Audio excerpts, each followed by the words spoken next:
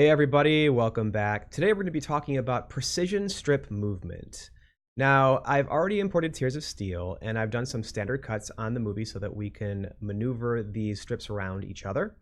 And one of the basic things that you may find yourself doing when you're editing is just removing one segment from your video and joining the parts of the videos that you want together. So let's do that. Let's left click and draw a box over a segment or a group of strips that we want to delete. So I'm going to put my cursor over those strips and hit delete and erase those strips. Now we have this big gap in between, and we want to make sure that these strips start on the very next free frame over here. And fortunately, Blender has made it very easy for us to do that. We can left click and draw a box over the strips that we want to select and move, hit our G button, and it's important to note that when you have grabbed something, it shows you the beginning frame number and the ending frame number of each strip. So that is a good indicator that you have successfully grabbed.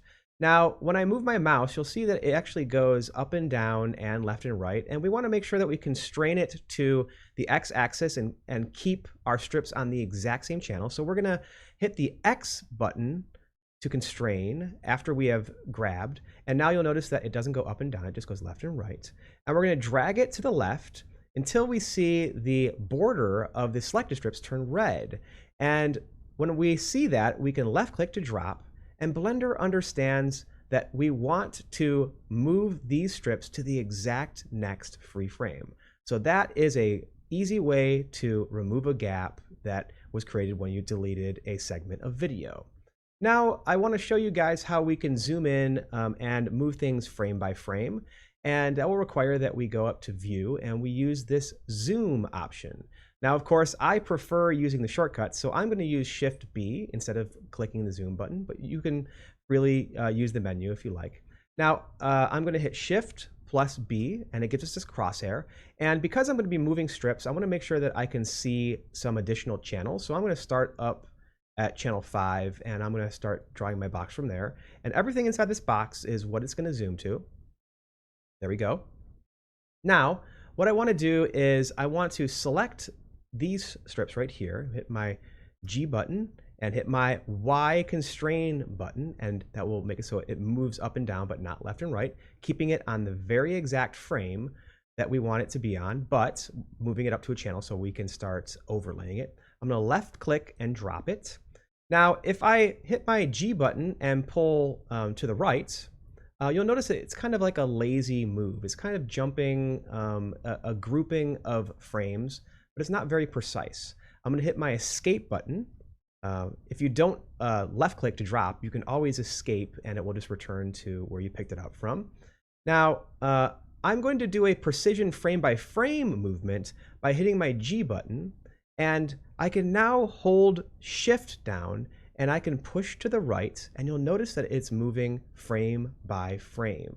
That is the easiest way to do a frame by frame precision movement. Just hold your Shift key down after you have grabbed. Now, of course, you can always grab with G, hit the X to constrain left and right, and then hit Shift. That's up to you. This time around, I didn't do it because it's not really that necessary for me. I'm going to hit my escape button to return it. Now, it's important to note that if you are zoomed further out and you use the Shift key while grabbing to try to do a precision movement, it will actually not move it frame by frame, but it will move it groupings of 10 frames at a time.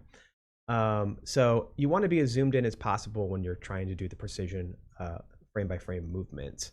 Now, you can also move the strips an exact number of frames, and this is a great way if you know that you want to overlay something by like 2 seconds or 3 seconds or something like that. We know that this video is 24 frames per second. So if I want to overlay this video strip over this video strip by 2 seconds, I can hit the G button and grab it, and I can go up to the numbers at the top of my keyboard, and I can type in a number that I want it to move. So 24 frames per second, if I want to go 2 seconds, that would simply be 24 times 2, which is 48 frames. Now I'm going to hit enter, And now this is overlaying 2 seconds over this one. And of course, I can grab them again, and I can use the negative 48 and hitting enter to go back. And those are pretty much the things that you're going to be using for doing precision movement. I do want to show you one more thing, and that is I'm going to zoom out. And I'm going to show you how you can actually make something move the start of a strip to the location of the playhead. Now, I've already selected this group of strips. I can actually use my context, sequence or context menu, and it has this option, snap strips to playhead. You can also use Shift S, and you'll notice that what it did is it starts it at the playhead location. Now, this can be useful at times, but it's not good if you're using strips that are not on sharing the exact same frames. So for example, this video and this audio goes together. They start on the exact same frames and end on the same frames, so it's easy for us to move it. But if I were to select all of these right here, what do you think would happen if I do the snap strips to playhead option? A disaster. That's not what you want to do generally. It made it so all of the strips started at the playhead. So I'm going to Control Z to go back. It's just important to understand that we typically want to limit it to strips that share the exact same frames.